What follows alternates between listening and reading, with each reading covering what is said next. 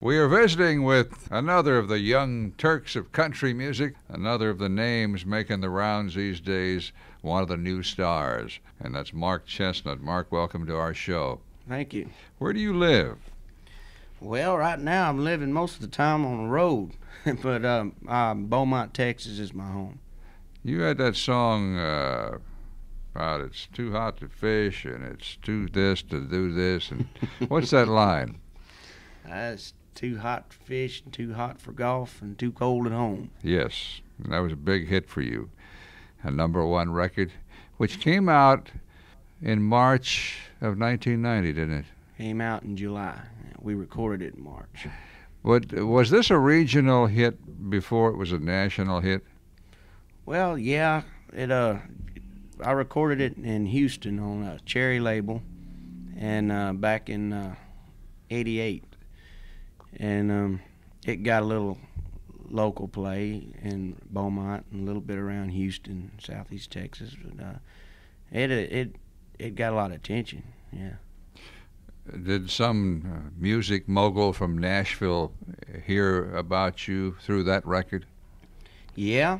Well, the way it worked out, a friend of mine down in Beaumont, who was playing the drums with me at the time, had worked with George Strait back about 6 years ago, and he knew Roger Ramsey that works in Houston for MCA, the promoter there, and he hooked us up together.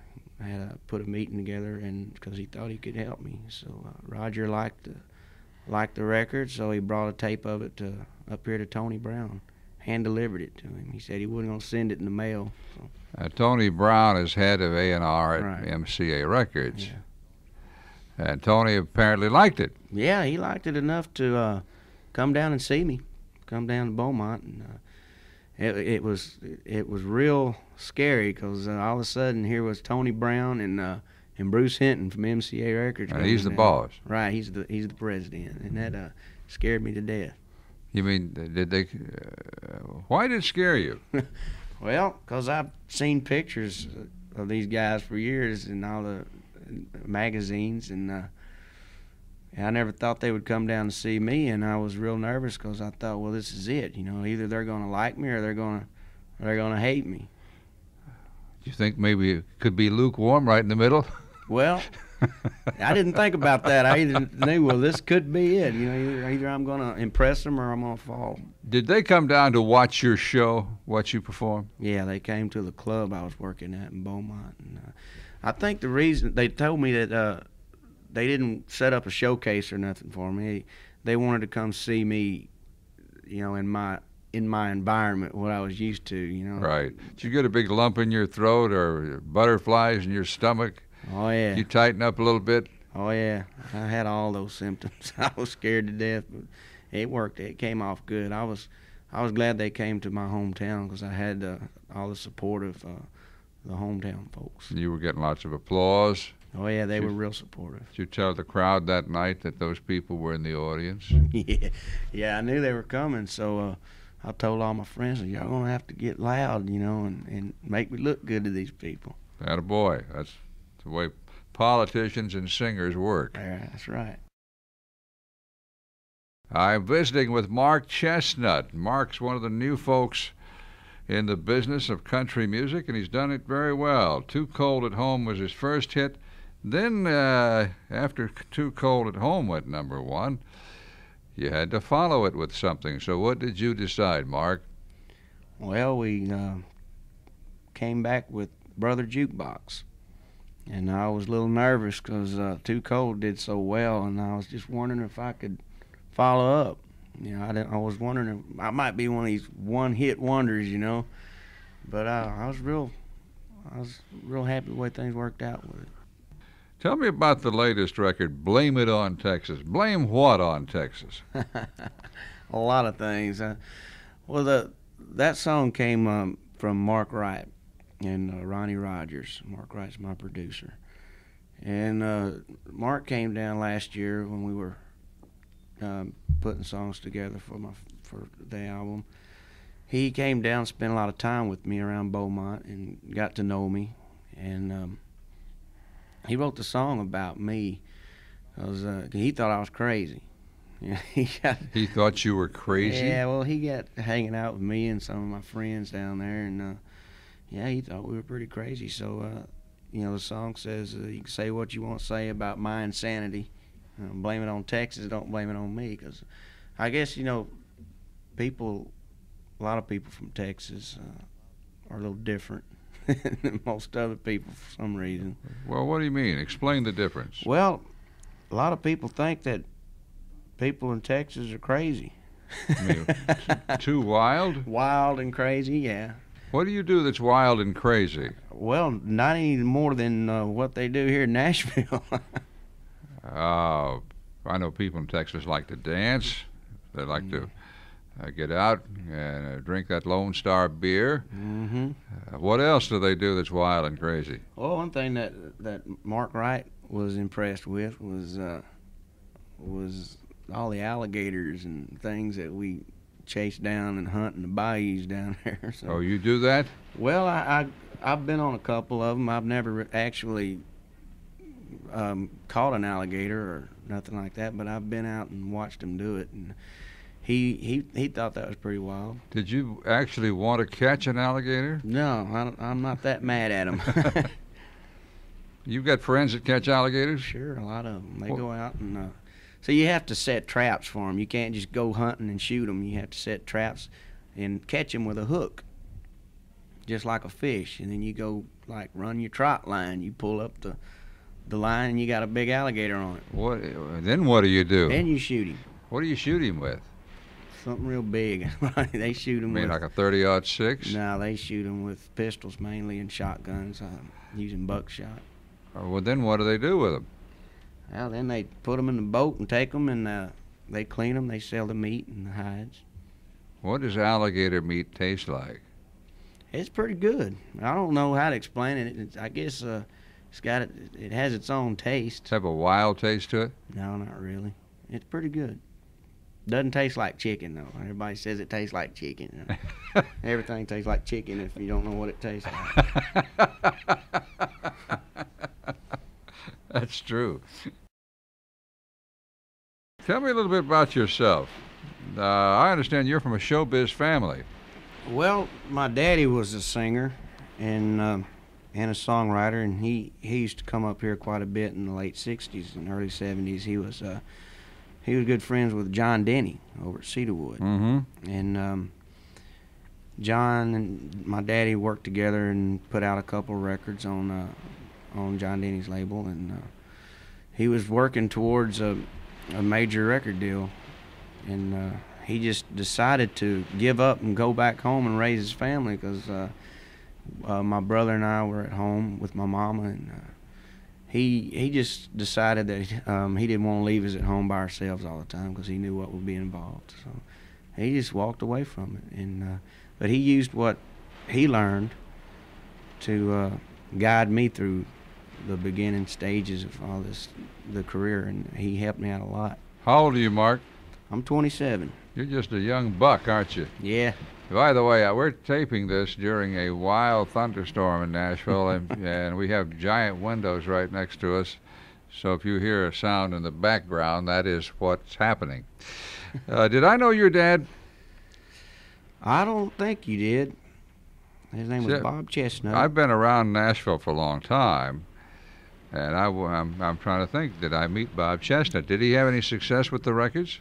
Well, he had quite a bit. The jukeboxes were real popular double records, and he was doing real well when he just decided to get out of it. But I doubt if you ever met him, because he was mainly at John Denny's all the time writing songs. Did he have a regional band down in Texas? No, he never did that. He didn't go that route. He didn't really care to play the honky tonks and all that. So he just drove up here and spent a lot of time in the studios. Did he work Gillies in the old days? Oh no, he didn't do that. I did, but he didn't. I did the honky tonks. Sorry, when he gave up music, what did he decide to do? Well, he went back to selling cars. He had his own used car business. Is he still alive? No, he passed away in November. Oh, I'm sorry to hear that. Mark, you obviously have done very well. Have you put together all the trappings that a star has to have? Do you have a band, a bus, a fan club, a manager, accountants, publicists? I mean, it really gets expensive. Yeah, it does. Yeah, I got all that. I was really confused at first about how all this was put together, and I have some good management and very good management, and they put everything together for me, and I have all that so far. We have the fan club, and it's doing real well, and I just bought a bus, so things are looking up. All right. You have a family? Are you married? No, I'm not married. No. Got a girlfriend? Yeah, I got one down in Beaumont, and I gave her an engagement ring for Christmas, and we hadn't set a date, but whenever I do get ready, she's gonna be the one. What's her name? Her name's Tracy. Have you gone with Tracy for a long time? For about 4 years. Well, yeah, this looks like it's settling in to be a pretty serious thing. Yeah. Well, it helps having somebody at home, you know, 'cause it's somebody that knew me before I was ever anything, you know, so it's nice to be able to go home like to somebody. Now, since you've had all these hit records, how has it changed your life? Well, it's changed drastically, real fast. I used to want to be recognized. You know, I'd get kind of aggravated when I'd go somewhere after the first record came out and think, oh, these people, they don't even recognize me. You know? Now they're starting to recognize me, and that's a lot of fun. I'm real busy all the time. I'm touring almost 300 dates this year, and I don't have any time to go fishing anymore, but I can put up without it. Has that been a large part of your life, going fishing? Oh yeah, I love to fish. I used to, back when I worked clubs for 10 years. I would work 4 or 5 nights, and the rest of the week I'd just fish and just mess around. But those days are gone now. It's always. When you say you're working 300 days on the road a year, does that include travel time? Yeah. I'll be gone over 300 days this year. I hardly ever get to go home anymore. But who are you working on the stages with now? Well, since you have this newfound stardom. Well, so far we've worked with Reba McEntire, George Jones, and Conway Twitty. We're touring with Alabama, and the Judds, and Kenny Rogers this year. Does that kind of blow you away that these people you just used to just hear about are on the same stage? Yeah, it does. It's real amazing to me how people I've watched on TNN and listened to, bought their records, and now I'm working on the same shows and spending time talking with them. Did you grow up in Texas? Oh yeah, I lived in Beaumont all my life. Did you play, I know in Texas football is a big thing down there. Did you play football or play music? No, I didn't. All I ever did was play music. I started working in clubs when I was 15, and after a couple years doing that, I gave up the day jobs and eventually started working the honky-tonks down there full time. What were your day jobs? Well, I only had 2. One of them was working for a little trucking company, and then I worked at Montgomery Ward down there for a while, and finally I found out that I could make more money and have more fun playing in clubs at night. Okay, at what age did you form a band? Well, I put my own band together. See, I worked in probably half a dozen bands that weren't mine. I was just their lead singer, but I finally put my band together about 5 years ago. And it's still the same band that I'm touring with. When now. you were 22. Right. Well, you still live in Texas. So does the band live in Texas? Yeah, we're all based in Texas, and we've all worked together for quite a while. And some of the guys I've known all my life. And so it was real nice to be able to take my friends out on the road with me, and makes it a lot more fun on the road to be with guys that you grew up with. Have you had any crazy things happen to you on stage? Things that just didn't quite work out? Quite a few. Yeah, there's at least one a week. Tell me about one of those. Well, there was the time down in, I think we talked about this one night on Nashville Now. A girl ran up grabbed me and pulled me off the stage and nearly broke my arm. And there was a time, the real embarrassing night was the first show I did with Reba McEntire. And I mean, I was real nervous and I wanted everything to be just right. And we were playing in a sold-out Coliseum, probably about 10,000 people. And I walked up on the stage to do my first song, and the microphone didn't work. So it was a big mess.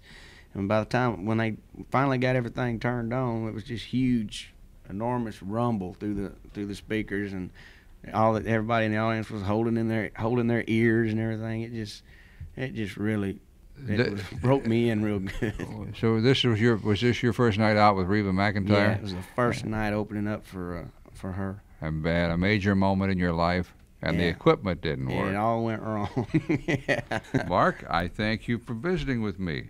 Well, thank you for having me. I appreciate it. And I look forward to seeing you again soon. All right, thanks.